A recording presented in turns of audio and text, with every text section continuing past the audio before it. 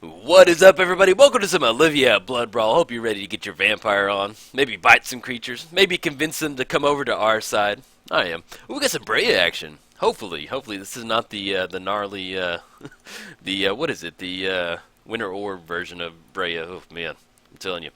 Not fun. As far as our opening hand goes, we have one colorless and Soul Ring. Yeah, let's go to Mulligan. We do have Carnage Gladiator of note though, but not enough to keep. So let's go to Mulligan. And we've got Swamp and Mountain. Not too wild about this hand. We do have a Scribe, and we're on the draw. Yeah, I guess we'll go ahead and keep on this one. It's better. Yeah, it's better than nothing. We've got some stuff to do, but hopefully we hit that second black source. So it'll be nice. We can get down Drana. Vampire Nighthawk, you're an awesome draw, but let's go and put you on the bottom right now. Looking for some mana. Alright, we're playing Olivia Voldaren. She has flying, and for 2 mana, she deals 1 damage to target creature. That creature becomes a vampire in addition to its other types, then put a +1 counter on Olivia. Ah, there we go, draw another swamp. Let's get these swamp down, we're going to go and pass the turn. Then for 5 mana, gain control of target vampire for as long as you control Olivia. Pretty cool. Deal 1 damage to target creature. If it's our opponent's creature, they turn into vampire. That's Olivia biting them. Then, for 5 mana, you can gain control of target vampire. It doesn't matter if it's your vampire or their vampire. And it's kind of build your own little vampire army. Pretty cool. Let's get down the, let's go and get down the Pluto Delta. That way we can grab a Blood Crypt that we don't have to shock it in later on our opponent's turn. And then we can get some Drana up and running. And then we can follow up with some nice Olivia. We are playing against Breya. Whenever she enters the battlefield, create 2 1/1 blue Thopters with flying. Let's go ahead and crack this Pluto Delta, and then I'll finish up Breya here in just a second. Yeah, Breya's pretty gnarly, man. She gets, we may have to start including her in the nasty category in our set. Like, the type of woman you wouldn't want to take home to your mother. Not going to pay 2. She's kind of, with my recent encounters with her, she's making a pretty strong case for it. Let's go and get the swamp down. Actually, let's go mountain. That way we got double black, double red if we need to get into that. And yeah, we can go follow up with some nice little drawn action. She has flying first strike, no haste, so we're not going to be able to swing in. And then we can follow up with a nice little swamp. Actually, excuse me one sec. Okay, so she enters the battlefield, create 2 1/1 blue Thopter artifact, creature tokens with flying. Then for 2 mana, sacrifice 2 artifacts. She deals 3 damage to target player. Target creature gets -4/-4, or you gain 5 life. Choose one. So, pretty straightforward. I thought about building Breya for a while, but I just haven't got around to it, and yeah, I want to. She's kind of on my like when I get commander suggestions, I truly do. I don't just give you a thumbs up and say, all right, cool, man, I'll think about it. I do have a commander work in progress sheet that I have on one of my Excel sheets, and okay. Let's re-rack and I'll kind of explain what we got going on. So we've got Gilded Lotus, which we cannot get down. That was the draw for the turn. So right now we're basically looking at getting down Olivia. If we get down Olivia, she's not going to be swinging in, but I do kind of like, if our opponent wants to sacrifice 2 of the Thopters to deal 3 damage to Olivia, so be it. Or we can wait to get into spots where, yeah, let's go ahead and go Olivia. I kind of like that. It's going to force the issue. If they're going to get rid of the Thopters, we're going to kind of hopefully keep their artifact their artifact count down. Man, I don't know why that was so hard to say. Let's go ahead and we're looking at does not have reach for each if they want to swing it for 2. Yeah, we're going to go swing it for 2. That's going to make Drana a nice little 3/4, and then we'll be good to go. But yeah, as far as new commanders, so when people suggest like, hey Jolt, you should build this, like I really do. I have an Excel sheet where I keep all my to-do list, and if it's a commander that's within my some of my favorite colors, that gets bumped up the list for sure. That's not me playing favorites. It's just purely like at the end of the day, when I record a new video or do a new commander video, I like to build something that's fun for me to play, and so I tend to gravitate towards certain colors sometimes. So that kind of tends to happen. If it's a commander that gets suggested a bunch, then I usually kind of bump it up the list. But yeah, I do have a suggestion list. So if you ever suggested a commander and you don't see it, I get a lot of suggestions, and I really do. I keep them on a list, and that way, if I'm looking for something to do, I kind of browse the list and what sounds good. Or if you say like, hey, you should do Sidris or what what's his name? I'm trying to remember what he was called. The Grave King, the Grixis zombie. I think it's Sidris. I think. Anyway, somebody's like, you should go unearth Janky, and like I've got that on my little to-do list. So it's something I want to get done, but I just have it on my list. All right, we got Breya swinging in for 4. Excuse me. It's going to put us down to Put us down to 25 once they get it for 4. They're still going to have the 2 Thopter activations, but we're also going to have 2 Olivia activations. So we get into a spot to where we can activate Olivia on one of the Thopters to get rid of their artifact. Well, they just now got another artifact in the Ancient Den over there in their artifact land, so we'll kind of see what they got going on. Coalition Relic, okay. But that's only going to be 2 mana for the activation on Breya, so we'll kind of see what's going on. If they tap out, then I actually feel pretty good about this. But they might be going for the removal right now, 3 damage to target creature, which would be Olivia. And then, or excuse me, target creature gets -4/-4 until end of turn. Yeah, fair enough. Okay, so at least we got those Thopters kind of taken care of. And then hopefully we hit the land drop so we can go Gilded Lotus to kind of bust this open. If we do finally get in a spot, we can get down the Whispering One. We'll have to sacrifice it. Okay, we do hit that 5th mana, which is really nice. This kind of puts us in a spot. So we've got Bloodlord.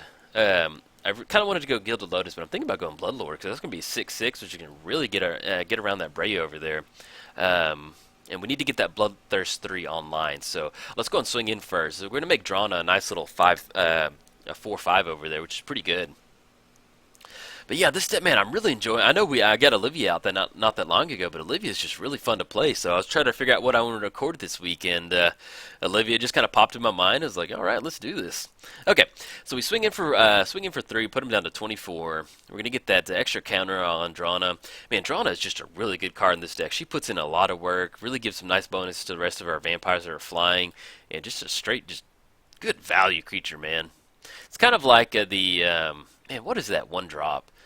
There's a 1-drop vampire that just every time you do actually, let's get to Scalding Tar and then I'll kind of cover that. It's a haste vampire that whenever it deals, it may not even have haste, but whenever it deals damage, it basically it gets a +1 counter on there, and eventually you can just get into like where it's a 3/3, 4/4, 5/5, just gets too big to where you can't deal with it, especially if they don't have any turn 1 removal. Okay, so we got the Bloodlord down. It's going to have Bloodthirst 3 now, so all of our vampires have Bloodthirst 3.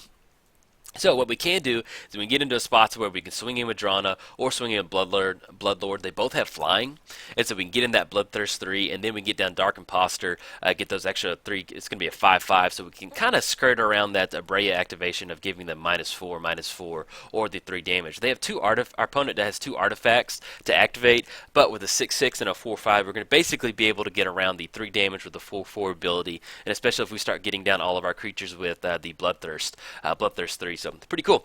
Then also on a side note, if you want your very own Olivia Vampire Army, head over to MTGOTraders.com. They have an awesome vampire selection over there. And be sure and check out the official MTGO Traders YouTube channel. It's something they recently got up and running, and I'm making videos for them. So pretty cool. I'm really excited about that. So if you want more of my videos in your daily life, or you've watched enough videos for this week and you want something kind of fresh, head over to the MTGO Traders YouTube page. I have a link down in the description, and be sure and hit the subscribe button. That way you can get some nice notifications for whenever my videos go live. And so it's pretty fun, man. I get around 10 to 12 modern and commander videos out, so I'm pretty excited about that. And it's definitely fun, and Terran's over there. He's plugging away at the standard and limited, so I don't play standard or limited on my channel, so if you're a limited or standard player, head on over there and check out some of his videos. He's got a pretty cool blue-red land destruction deck online, so I don't like land destruction in Commander. You know that. I talk about it all the time. You know, I understand that it exists, and I'm okay with it. I don't have a preference for it. But land destruction in a sanctioned format like standard or modern, that is fair game, and I love it. A lot of fun, man.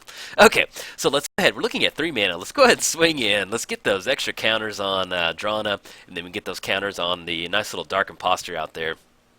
And yeah, let's go and swing in. That's going to be nice. The cool thing about Drana is she deals first strike, so we're going to get an extra counter on the Bloodlord, which is going to make him a nice little 7/7. Yes, yes, yes. Olivia's Vampire Army. You can see we're just going Vampire Tribal. You can put in some work with Olivia not even out on the battlefield. Okay, so we're looking at Olivia's going to cost 6. We don't have enough for 6. I kind of want to go Dark Imposter because that's going to put us in a way if we hit the land drop, we can exile Breya, get all those activated. We don't have any artifacts though, but do we want to go Olivia instead? Well, no, actually, excuse me, we can't go Olivia. I just said that. If we go Gilded Lotus, 1, 2, 3, 4, 5, then it's going to be 3 mana for Dark Imposter. Yeah, I like that because that'll put us online for Olivia. So let's go and go Dark Gilded Lotus. I guess it could be a Dark Gilded Lotus, but it's just called Gilded Lotus. And then we still have that Bloodthirst 3 from Bloodlord, so we can go Dark Imposter, add that triple black. Yes, yes, yes. Get that little stack, that triggered ability on the stack. All right, and a 5/5 Dark Imposter. Okay, now the cool thing with Dark Imposter is it's kind of like Olivia. Vampires have this really cool ability where they can exile creatures and kind of gain their abilities, or just I don't know. There's just a really cool tribe in Magic. But for 6 mana, exile target creature, put a +1 counter on Dark Imposter, so it's going to go to 6/6. Then we have all the activated abilities of that creature. So we can go. Well, actually, excuse me. They have hexproof now. But either way, we still have to get down Gilded Lotus to make sure we can get down Olivia. And having a 5/5 body or a 6/6 body once drawn out kind of swings in and deals some combat damage. I'll definitely take that. So we're in a good spot now. I'm not saying we're going to close it out now, but I like our board state. A really nice board state. Oh, that's what I was going to say. That's the good thing about playing tribal sometimes is like we don't have Olivia out right now, but you can see we've got like 17 points of damage out there among our creatures, 17 points of power. So, and then just having stuff like nice synergy between Drana and the Bloodlord, where it pays us to swing in to get extra counters for creatures swinging in, and then once we swing in, we have Bloodthirst active, so we can turn like a little 2/2 dude into a 5/5 body, to where we can we can exile Pedium, the crusty old artifact lady, and if we want to do that, if we kind of want to clear the ground game, and then swing in with Dark Imposter. So, and Breya they're online to get down 1 Breya activation. That's going to be either 3 damage or -4/-4. Luckily, we've kind of gotten around that. Now, if we do swing in with, let's say we swing in with Dark Imposter, they deal 1 damage. It's going to be we'll have 1 damage on Dark Imposter. So they can activate Breya, sacrificing 2, and a target creature gets -4/-4. So, is what it is. But we can also just exile in response, so we don't have to worry about that. So, but yes, man. Pretty nice. Okay, now as far as swinging in the air, we're looking at 12 coming across in the air, so I think I kind of like that. Breya swinging in for 4. It's going to put us down to 16. I think they're kind of going for the chump block, which, hey, I'm okay with Breya getting in for right now.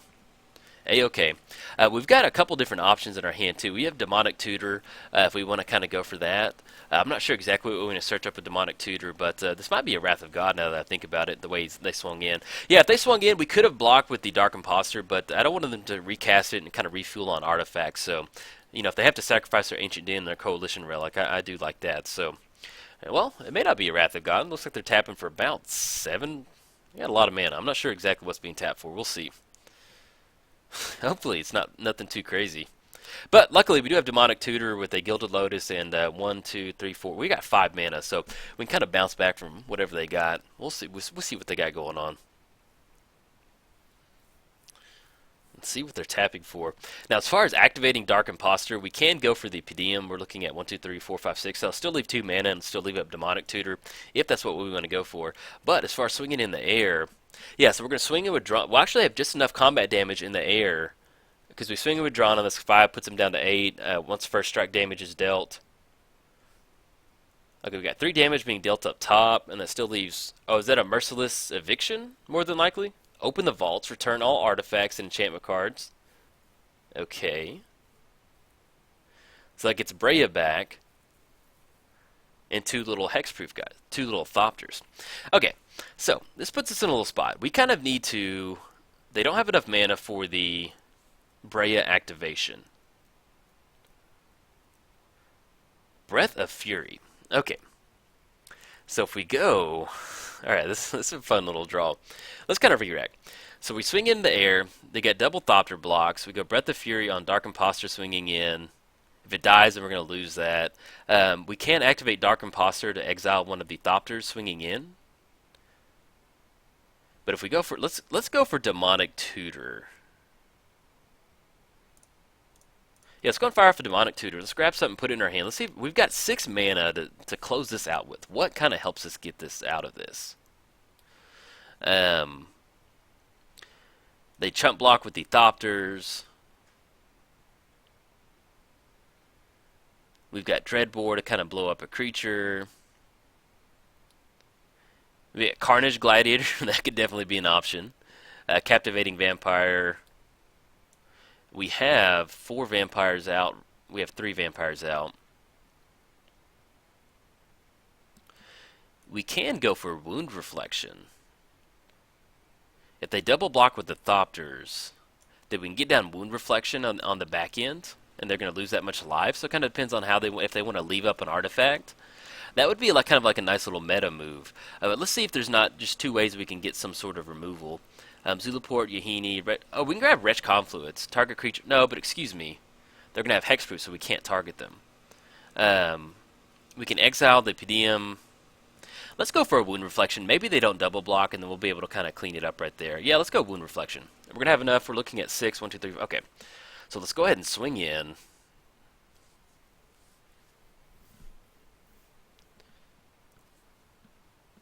And we could still, yeah, let's go ahead, let's just force the issue in the air. You know, if they want to double Thopter block, they can. We can't exile the Thopters. Do we want to swing in with Dark Imposter? That puts them in a spot to where if we get through at least 5, that's going to be an extra 6 coming across. Yeah, I kind of like that move. Let's go on, let's swing in across the board. Because we have that Wound Reflection coming across, so. Okay, so we're swinging with the whole crew. Worst comes to worst, we can still get down Olivia. It'd be a little bit of a chump block because we'll have that Bloodthirst online for Bloodlore. So let's see how they want to shake it down. Hopefully, somebody gets through and we can get down a nice little Wound Reflection. Okay, let's see how they're going to go. Actually, excuse me one sec. Okay. I guess, you know, if they go double Thopter block on the flying creatures, that would make sense. We're still going to get that first strike damage. We're still going to get the +1 counters on the Bloodlord if they want to let that go through. Okay. Yeah, because that puts them in a spot. They're still going to have, you know, they can't double block with the 2 Thopters, looking at it now. So let's kind of break it down. So we're looking at the 2 Thopters block on the 2 flying creatures. Then they'll still have 2 artifacts to activate. That's going to be 3 damage up top, swinging in. Okay. So they're going to let that go through. All right, I'll take that. Yes, yes, yeah. I think we've got it because they're not going to have enough for the activations. Let's see. Okay, they go down to 8. First strike. 2 gets dealt. And then we can go, oh, yes, beautiful. Just like we drew it up, man. I'll take that. Yeah, and they're basically, they have 1 mana to kind of mess around with. So let's go and go Wound Reflection. Yes, I'll take that. I think that should close it out right there. Hopefully. They got 1 mana. That might be a little... Good game, man. Yes, okay, that paid off, man. I will take that. All right. Hey, getting a Wound Reflection win is one of the best things in Magic, man. Thanks, man. I'll take that, man. Yes, indeed. Yeah, so we got the Wound Reflection win right there off that nice little Demonic Tutor. Yeah, man. That's all. You know, sometimes in Magic, you know, you can play to your outs, but you know, sometimes you can kind of just like, you know, if we get 1 damage through, what can close it out? You know, we maybe could have closed it out, won the game in the following turn through some stuff, but it would have been a little complicated with the BDM out there and then a couple Breya activations. So all you're hoping is maybe your opponent just assumes that you don't have something like that in your hand, and that'll definitely kind of close the game out for you. So look at Wound Reflection. I know that's 2 wins I've gotten off Wound Reflection, so solid commander card. All right, guys, if you enjoyed it, like and subscribe. Thanks.